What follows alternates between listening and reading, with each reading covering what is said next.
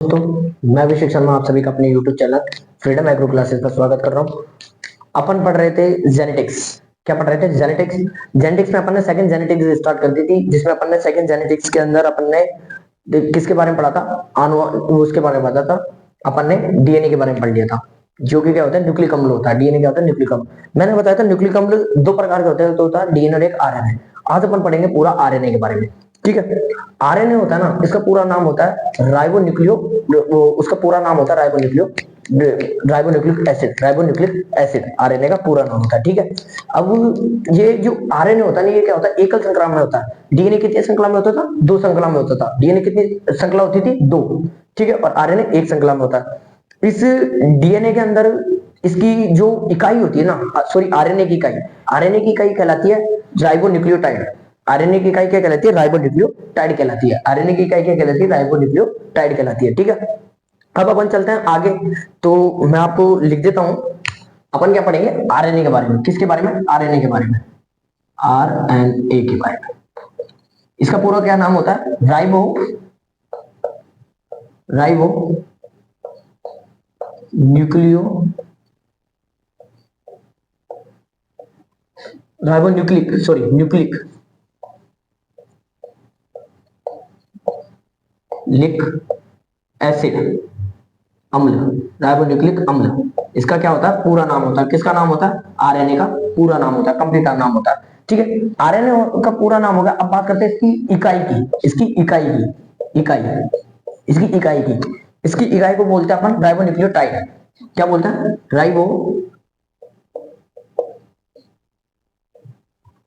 Nucleotide.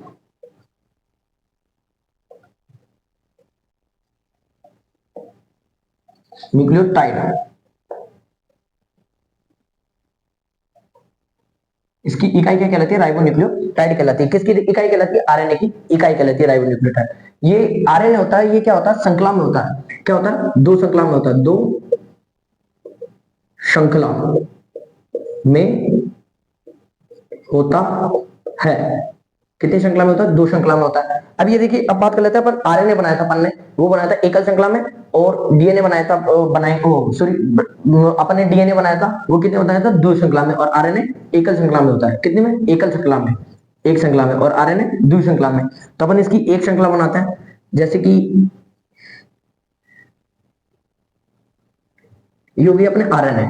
ये होता है 5 डैश से 3 डैश। आरएनए जितने भी होते हैं ना, वो सारे क्या होता है? 5 डैश से 3 डैश होता है। आरएनए के अंदर डीएनए के अंदर दो श्रृंखला थी। एक तो थी 5 डैश से 3 डैश और एक 3 डैश से 5 डैश।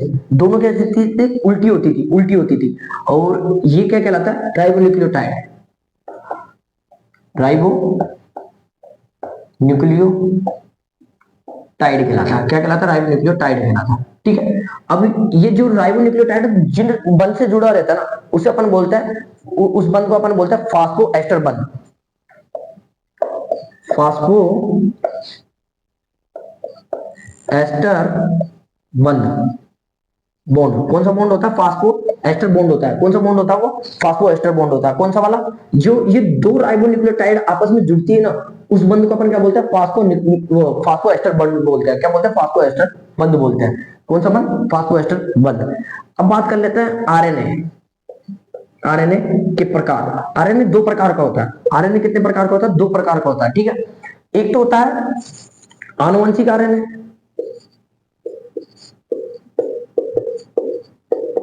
आनुवंशिक आरएनए। और एक होता है अनुवांशिक आरएनए। अनुवांशिक आरएनए। पहले बात करते हैं अपन आनुवंशिक आरएनए की, और फिर बाद में बात करेंगे अनुवांशिक आरएनए की। तो अपन बात कर रहे हैं आनुवंशिक आरएनए। आनुवंशिक आरएनए है ना, जो क्या वो होता है, सॉरी, अपन बात कर रहे हैं पहले आनुवंशिक किसकी? आनुवंशिक आरएनए की। इसके अंदर क्या होता है कि कुछ जीवों के अंदर आरएनए होता है ना, कुछ जीवों के अंदर आरएनए होता है, वो किसकी तरह कार्य करता है? आनुवंशिक पदार्थ की तरह कार्य करता है। किसकी तरह कार्य करता है? आनुवंशिक पदार्थ होना तो है ना, उसकी तरह कार्य करता है। किसकी तरह? आनुवंशिक पदार्थ की तरह। कुछ लिख देता हूं मैं। कुछ जीवों में आरएनए आनुवांशिक पदार्थ की तरह कार्य करता है। Example, tobacco mosaic virus, TMV, tobacco mosaic virus. और इसका दूसरा एग्जाम्पल बात कर लेते हैं अपन, तो होता है रिटो वायरस।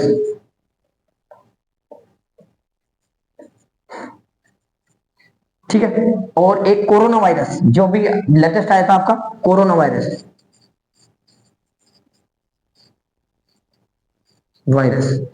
Corona virus. ये होते हैं ना, ये क्या करता है, कुछ जीवों के अंदर है ना जो आरएनए होता है ना, आरएनए उनका वही आनुवंशिक पदार्थ की तरह कार्य करता है। आनुवंशिक पदार्थ की तरह कार्य करना तो किसको चाहिए था, डीएनए को। किसको चाहिए था, डीएनए को। किसको चाहिए था, डीएनए को। पर कुछ जीवों के अंदर कौन करता है, आरएनए करता है आनुवंशिक पदार्थ की तरह कार्य। अब ये कौन कौन से में करता है, एक तो करता है टोबैको मोजेको वायरस में, एक रिक्टो वायरस में, और एक कोरोना वायरस में। ठीक, और अब अपन चलते हैं किसमें, अआनुवंशिकी आरएनए। अआनुवंशिकी आरएनए 3 प्रकार के होते हैं। ये कौन कौन से होते हैं 3 प्रकार के, वो देख लेते हैं अपन। वो कौन कौन से होता है, पहला तो होता है जैसे कि आरआरएनए। कौन सा होता है, आरआरएनए, पहला आरआरएनए। फिर दूसरा होता है टीआरएनए। तीसरा होता है एक एमआरएनए। इसे तो बोलते हैं अपन राइबोसोम आरएनए, इसे ट्रांसपोर्ट आरएनए। ये सबसे इंपॉर्टेंट है, इसमें से लगभग क्वेश्चन आता है। ठीक है, और ये होता है मैसेंजर आरएनए। अब बात करते हैं पहले अपन आरआरएनए की। आरआरएनए होता है ना, ये लगभग पाया जाता है, ये जीवों के अंदर कितना होता है, 60 से लगभग, ये देखिए कितना होता है, 60 से 65% तक होता है। कितना होता है, 60 से 65% तक।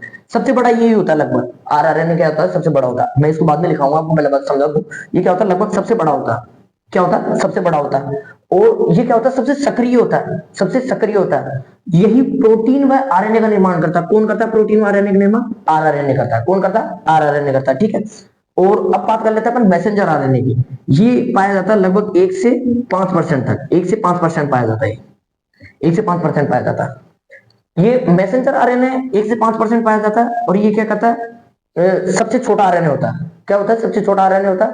और ये क्या करता है, प्रोटीन होती है ना, प्रोटीन, उसका प्रतिकृतिकरण करता है, उसके बारे में बताता है, उसके संदेश देता है कि प्रोटीन का निर्माण चल रहा है नहीं चल रहा है। किसको देता है, टीआरएनए को, सॉरी किसको देगा, टीआरएनए को देता है कि प्रोटीन का निर्माण चल रहा है नहीं चल रहा है। प्रोटीन को लाने का, करने का पूरा कार्य इसका ही है, एमआरएनए का। किसका, एमआरएनए का। ठीक है, आप इसको स्क्रीनशॉट ले लीजिए। ठीक है, अब चलते हैं अपन आरएनए आगे। ठीक है, पहले अपन पढ़ेंगे एमआरएनए के बारे में, फिर अपन पढ़ेंगे पहले अपन पढ़ेंगे टीआरएनए के बारे में। सॉरी, अपन पहले सबसे पहले पढ़ेंगे। ठीक है, अब चलते हैं अपन आगे।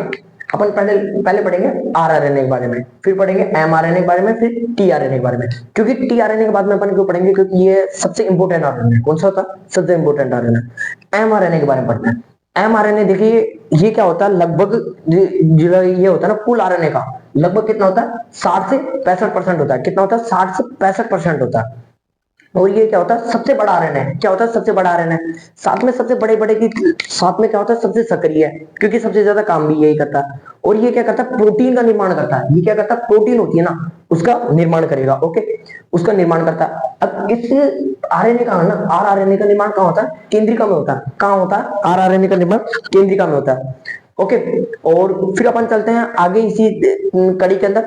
ये एमआरएनए क्या करता है, प्रोटीन के साथ साथ राइबोसोम का भी निर्माण करता है। किसका करता है, आरआरएनए, सॉरी, प्रोटीन के साथ साथ किसका निर्माण करता है, प्रोटीन के साथ साथ राइबोसोम का निर्माण करता है। अब मैं बता देता हूँ थोड़ी सी चीज आपको एमआरएनए के बारे में। एमआरएनए होता है कुल आरएनए का लगभग क्या होता है, 1 से 5% होता है। कितना होता है, 1 से 5% होता है। अब अपन बात करते हैं, ये एमआरएनए होता है ना, ये एक प्रोटीन का निर्माण करता है। ये प्रोटीन कहलाती है टेम्पलेट प्रोटीन। टेम्पलेट प्रोटीन होती है ना, टेम्पलेट आरएनए, सॉरी इसे टेम्पलेट आरएनए भी कहते हैं। प्रोटीन का निर्माण नहीं करता, टेम्पलेट आरएनए भी कहता है। ओके, और ये आरएनए क्या करता है, प्रोटीन का निर्माण करता है। प्रोटीन के निर्माण के लिए आनुवंशिक सूचनाएं होती है इसके पास क्या होती है, प्रोटीन निर्माण की आनुवंशिक सूचनाएं होती है। किसके पास, एमआरएनए के पास। अब चलते हैं अपन आगे, मैं आपको पूरा लिखकर बता देता हूँ किसके बारे में। पहले आरआरएनए के बारे में पढ़ेंगे अपन। किसके बारे में? आरआरएनए के बारे में।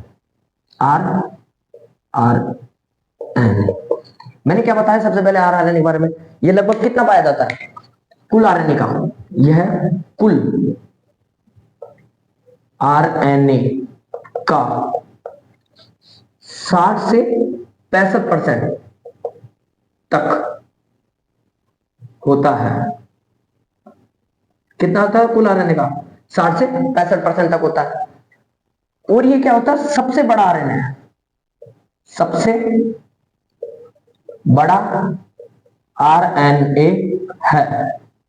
सबसे बड़ा क्या है? आरएनए, सबसे बड़ा आरएनए। और ये इसके साथ साथ क्या है? सबसे सक्रिय है, सबसे सक्रिय आरएनए। सबसे क्या है? सक्रिय आरएनए, सबसे सक्रिय आरएनए। और साथ में ये क्या करता है? इसका निर्माण कहां होता है? केंद्रिका में। इसका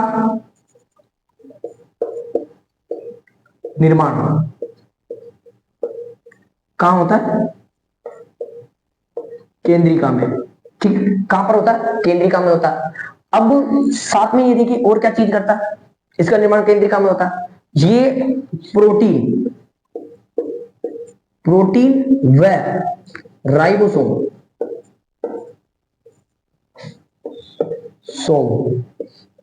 का निर्माण करता है।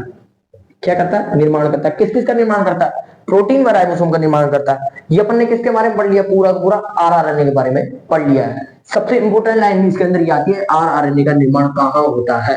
केंद्रिका में होता है। कहां पर होता है? केंद्रिका में होता है। अब बात करेंगे अपन किसकी? एमआरएनए की। एमआरएनए, ठीक है। सबसे पहले अपन बात करेंगे एमआरएनए की। अब एमआरएनए के बारे में मैंने आपको बताया था, ये कुल आरएनए का, कुल आरएनए का 1 से 5% तक होता है। फिर इसे टेम्पलेट आरएनए भी कहते हैं अपन। इसे क्या कहता है? इसे टेम्पलेट आरएनए भी कहते हैं। इसे अपन क्या कहते हैं? टेम्पलेट आरएनए भी कहते हैं, ठीक है। और इसमें क्या होता है? प्रोटीन निर्माण के लिए इस आरएनए में क्या होता है? ये आरएनए का कार्य क्या है? जो प्रोटीन होती है ना, प्रोटीन निर्माण के लिए आनुवांशिक क्या होती है? सूचना होती है। किसकी सूचना होती है? प्रोटीन निर्माण की आनुवांशिक सूचना होती है। और प्रोटीन और राइबोसोम का निर्माण कौन करता है? कौन करता है? ये आरएनए करता है। कौन सा? आरआरएनए करता है। कौन सा करता है? आरआरएनए करता है। अब ये सूचना जाकर किसको देता है? ये एमआरएनए जाकर सूचना किसको देता है? टीआरएनए को। किसको देता है? टीआरएनए को देता है। टीआरएनए को देता है कि प्रोटीन निर्माण की काम हो चुका है, प्रोटीन निर्माण बन चुका है, और फिर टीआरएनए उसको काम में लेता है। क्या करता है? काम में लेता है, ठीक है। तो अब अपन पढ़ेंगे आगे किसके बारे में? टीआरएनए के बारे में। टीआरएनए होता है ना, ये लगभग 20 से 25% पाया जाता है। टीआरएनए कितना पाया जाता है? 20 से 25% पाया जाता है। ये क्या होता है? सबसे छोटा आरएनए। कैसा होता है टीआरएनए? सबसे छोटा आरएनए। और ये कैसा होता है? घुलनशील होता है। टीआरएनए क्या होता है? किसी भी चीज में घुल जाता है, किसी भी चीज में घुल जाता है। इसलिए अपन इसे क्या बोलते हैं? एसआरएनए भी कहते हैं। इसलिए अपन इसे क्या बोलते हैं? एसआरएनए कहते हैं। और इसका निर्माण, टीआरएनए का निर्माण, प्रोटीन निर्माण के लिए जो अमीनो अम्ल होता है ना, अमीनो अम्लों का क्या करता है? परिवहन करता है। कौन करता है? टीआरएनए। प्रोटीन निर्माण के जो लिए जो अमीनो अम्ल होता है ना, उनका क्या करेगा? परिवहन करता है, ठीक है। तो ये हो गया। और इसे 3D के अंदर अपन देखेंगे ना, किसको? एमआरएनए को अपन, सॉरी टीआरएनए को अपन क्या देखेंगे? 3D के अंदर देखेंगे तो अपन को कैसे दिखाई देता है? एल की तरह दिखाई देता है। कैसे दिखाई देता है? एल की तरह दिखाई देता है। और 2D के अंदर देखेंगे, 2D के अंदर तो अपन को कैसे दिखाई देगा? क्लोवर। क्लोवर 2D के अंदर देखें तो अपन कैसे दिखाई देगा? क्लोवर लीफ की तरह दिखाई देगा। क्लोवर लीफ की तरह दिखाई देगा। किसकी तरह? क्लोवर लीफ की तरह। किसमें? 2D के अंदर, 2D में। और 3D में कैसे दिखाई देता है? एल की तरह। 3D में एल की तरह दिखाई देता है, ठीक है। फिर इसके अपन क्या बनाएंगे, टीआरएनए की पूरी संरचना भी बनाएंगे कि कैसे क्या होता है, फिर मैं आपको आगे बताऊंगा। पहले इसका क्या ले लीजिए, स्क्रीनशॉट ले लीजिए। अब चलते हैं आगे। जैसे मैंने टीआरएनए के बारे में पूरा आपको बताया तो मैं पूरा लिखा देता हूं, ठीक है। तो अपन पढ़ रहे थे किसके बारे में, टीआरएनए, जिसको क्या बोलते हैं, ट्रांसपोर्ट आरएनए। क्या, ट्रांसपोर्ट आरएनए।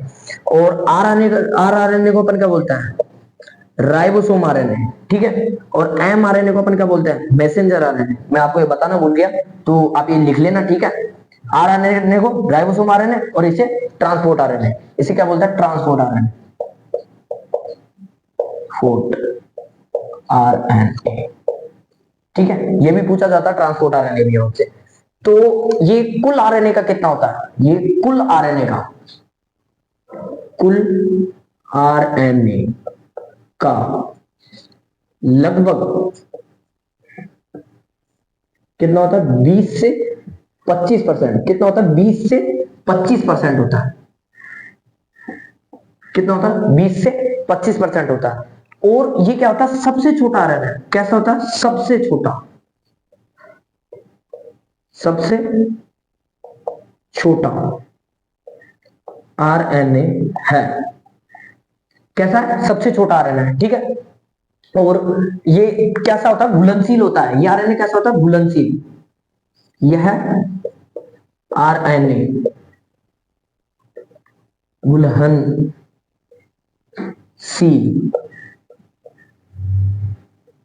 होता है।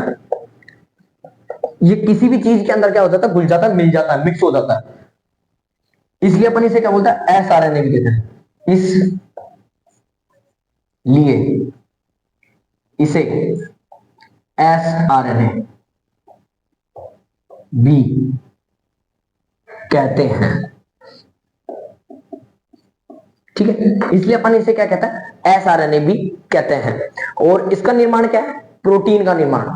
इसका कार्य क्या है, प्रोटीन का निर्माण के लिए अमीनो अम्लों का परिवहन करना। अमीनो अम्लों का क्या करना, परिवहन करना। इसका निर्माण प्रोटीन के लिए अमीनो अम्लों का परिवहन करना। क्या करना, परिवहन करना। क्या करना, परिवहन करना, ठीक है। क्या करना है, परिवहन करना, ओके। इसका ये कार्य होगा। और फिर अपन आगे चलते हैं इसी कड़ी के अंदर। इसकी 2D संरचना में मैंने आपको क्या बताया था, 2D संरचना में कैसा दिखाई देता है, ये 2D संरचना में दिखाई देता है क्लोवर, क्लोवर लीफ की तरह। किसकी तरह, क्लोवर लीफ की तरह। कैसा दिखाई देता है 2D संरचना में, क्लोवर लीफ की तरह। और अब बात कर लेते हैं 3D संरचना में कैसे दिखाई देता अपन को, ये 3D संरचना में। तो ये 3D संरचना में अपन को कैसे दिखाई देता, एल जैसा। कैसा, एल जैसा, एल जैसा, ओके। 2D संरचना में क्लोवर लीफ की तरह, और 3D संरचना में कैसे दिखाई देता है, एल के जैसा। कैसा, एल के जैसा। अब इसकी बात करेंगे अपन संरचना की, कैसी, 3D संरचना की। किसकी बात करेंगे, 3D संरचना की। मैं थोड़ा सा भी तो आपको ऐसे बता देता हूँ सिंपल वे में कि अपन इसको इस प्रकार से बनाते हैं, पर मैं आपको आगे अभी जस्ट थोड़ा बहुत और बता दूंगा, पूरा बनाकर अच्छी तरीके से। तो ये हो जाता है, ये होता है इसकी, ये क्या हो गई, 3D संरचना हो गई। कैसे, एल के जैसे, ठीक है। एल के जैसे मैंने अभी तक थोड़ा इसको व्यवस्थित नहीं बनाया, ठीक है। इसलिए ये क्या, कौन सा होता है, सक्रिय स्थल होता है। ये कौन सा होता है, सक्रिय स्थल। और ये कौन सा होता है, संपर्क स्थल। ये कौन सा होता है, संपर्क स्थल। और ये होता है 5 डैश और ये होता है 3 डैश। जो अपन ने वो पढ़ा है ना, अभी आपको पढ़ा था आरएनए का, ये 5 डैश से 3 डैश वाला, ये क्या पढ़ी थी, एकल श्रृंखला। तो ये क्या होता है 5 डैश वाला, और ये क्या होता है 3 डैश वाला। इसको अपन ने क्या कर दिया था, सीधा कर दिया था। ये क्या होता तो ऐसे 3D संरचना में, पर अपन ने इसको क्या कर दिया, सीधा प्लेट में रख दिया। अपन ने पूरे को खींच दिया, पूरे को क्या कर दिया, खींच दिया। तो इसलिए अपने ये क्या हो गया, 3D संरचना में, ओके। वो 3D में नहीं, श्रृंखला में हो गया, सॉरी। ये 3D श्रृंखला में है। इसे बोलता है ग्राही स्थल। इसे क्या बोलता है, ग्राही स्थल बोलता है, ग्राही स्थल, ठीक है। इसे ग्राही स्थल बोलता है। और इसे बोलते हैं पहचान स्थल। क्या बोलते हैं, पहचान स्थल, ठीक है, पहचान स्थल। और यहां पर ये हो गया। अब अपन इसको मैं पूरे को आपको 3D संरचना को बनाकर बता दूंगा, इसलिए आप टीआरएनए का पूरा क्या ले लीजिए, स्क्रीनशॉट ले लीजिए। और टीआरएनए के अंदर देखिए क्या होता है, ये लगभग कुल आरएनए का कितना होता है, 20 से 25% होता है। कितना होता है, 20 से 25% होता है। सबसे छोटा आरएनए होता है। कैसा होता है, सबसे छोटा आरएनए होता है। और ये कैसा होता है, घुलनशील होता है। ये कैसा होता है, घुलनशील होता है। हर चीज के अंदर घुल जाएगा, पानी हुआ, तेजाब हुई, किसी भी चीज में, सब में घुल जाएगा। इसलिए अपन इसे क्या बोलते हैं, एस आरएनए भी कहते हैं। इसलिए अपन क्या बोलते हैं, इसे एस आरएनए। इसका निर्माण प्रोटीन के लिए अमीनो अम्लों के लिए परिवहन होता है। इसका निर्माण क्या होता है, प्रोटीन के लिए जो होता है ना अमीनो अम्ल, इसका निर्माण प्रोटीन के लिए अमीनो अम्लों का परिवहन करना। अमीनो अम्लों का क्या करना, परिवहन करना। 3D संरचना में कैसे दिखाई देता अपन को, क्लोवी फ्लोवर लीफ की तरह। और 3D संरचना में कैसे दिखाई देता है, एल जैसा, एल जैसा, एल जैसा दिखाई देता है। ठीक है, आप इसका स्क्रीनशॉट ले लीजिए।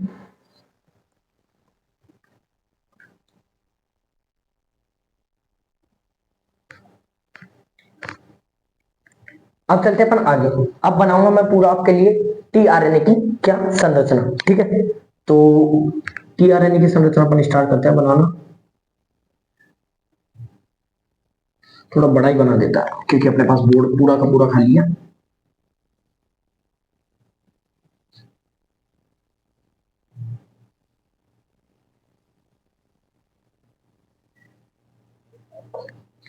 यहां पर भी एग्जिट लूप होता है। क्या होता है, एग्जिट लूप होता है।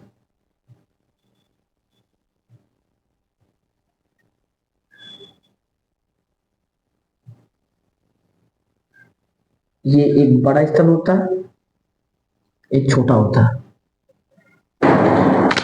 एक बड़ा होता है और एक छोटा होता है। ठीक है, ये हो गया। ये आपके टीआरएनए की एल संरचना। कैसी एल संरचना, कैसी 3D संरचना, 3D संरचना।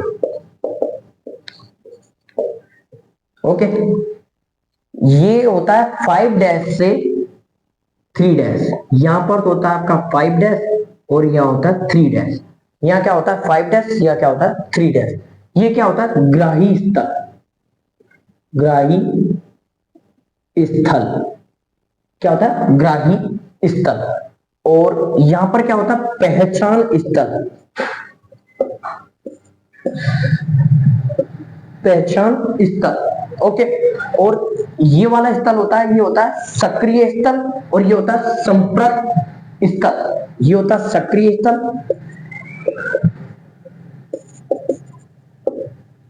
ये होता है संपर्क स्थल।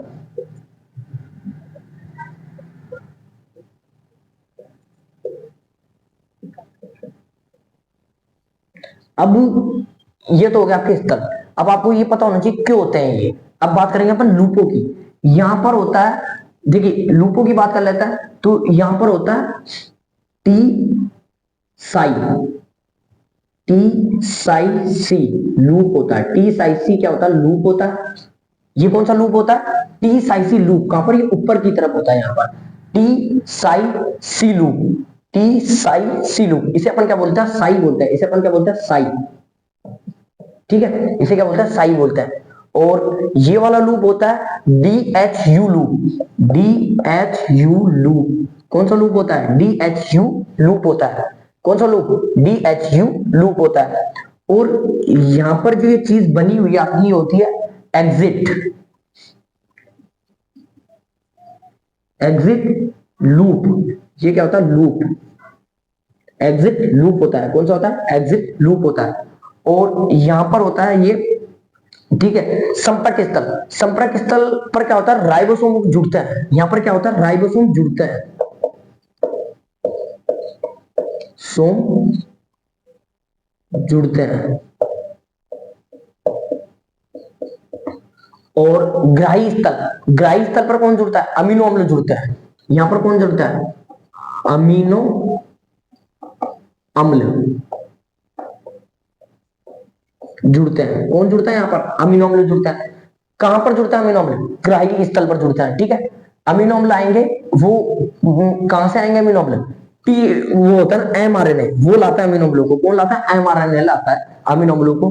कि एमआरएनए यहां से आता है, आता हुआ बोलता है कि टी स्थल पर आकर आपको या ग्राही स्थल पर आपको आकर जुड़ना है। कहां पर जुड़ना है, ग्राही स्थल पर आपको आकर जुड़ना है। ठीक है, और इस लूप के अंदर ये छोटी छोटी संरचनाएं भी ऐसी बनी होती है।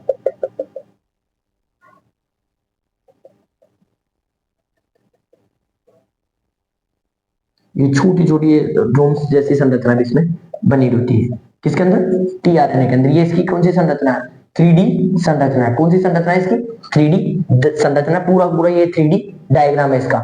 यहाँ पर कौन होता है? संपर्क स्थल पर राइबोसोम होता है। राइबोसोम जुड़ते हैं। कौन जुड़ता है? राइबोसोम जुड़ता है। ओके। और ये पहचान स्थल पर क्या होता है? एंटी कोड होता है। यहाँ पर क्या होता है? एंटी कोड होता है। एंटी कोड होता है यहाँ पर। क्या होता है? एंटी कोड होता है। एंटी कोड होता है यहाँ पर। ठीक है।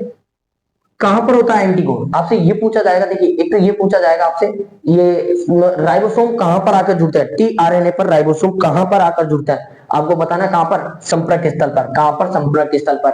ये फिर आपसे पूछा जाएगा जो टीआरएनए होता है वो कौन सा होता है? 5 डैश से 3 डैश वाला होता है, या 3 डैश से 5 डैश वाला होता है, या 3 डैश से 3 डैश वाला होता है, या 5 डैश से 5 डैश वाला होता है? तो आपका ऑप्शन कौन सा जाएगा? ए वाला। कौन सा? 5 डैश से 3 डैश वाला होता है। कौन सा होता है? 5 डैश से 3 डैश वाला होता है। एक क्वेश्चन आपसे ये पूछा जाएगा कि ग्राही स्थल पर कौन आकर जुड़ता है? अमीनो अम्ल आकर जुड़ता है, या राइबोसोम आकर जुड़ता है, या प्रोटीन आकर जुड़ती है, या इनमें से कोई नहीं आकर जुड़ती? तो आपको क्या उत्तर देना? अमीनो अम्ल आकर जुड़ता है। कौन जुड़ता है? ग्राही स्थल पर अमीनो अम्ल आकर जुड़ता है।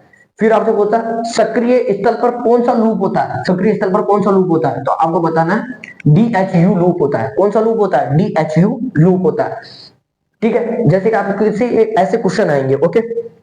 और लगभग ऐसे ही क्वेश्चन होते हैं जो आपसे पूछे जाते हैं इसमें से। ठीक है। ये आपका कंप्लीट हो गया आरएनए। अपन अगली क्लास के अंदर पढ़ेंगे प्रयोगों के बारे में। किसके बारे में? प्रयोगों के बारे में। जेनेटिक्स के ऊपर जितने भी प्रयोग किए थे ना, उन पूरे प्रयोगों के बारे में अपन अगली क्लास में पढ़ेंगे। ठीक है। Thank you very much. आपने ये पूरा वीडियो देखा और आपकी पूरी क्लास कंप्लीट हो गई आरएनए की। कल अपन ने किसके बारे में पढ़ा था? डीएनए के बारे में पढ़ा था। आज अपन ने आरएनए के बारे में कंप्लीट कर लिया। Okay, thank you.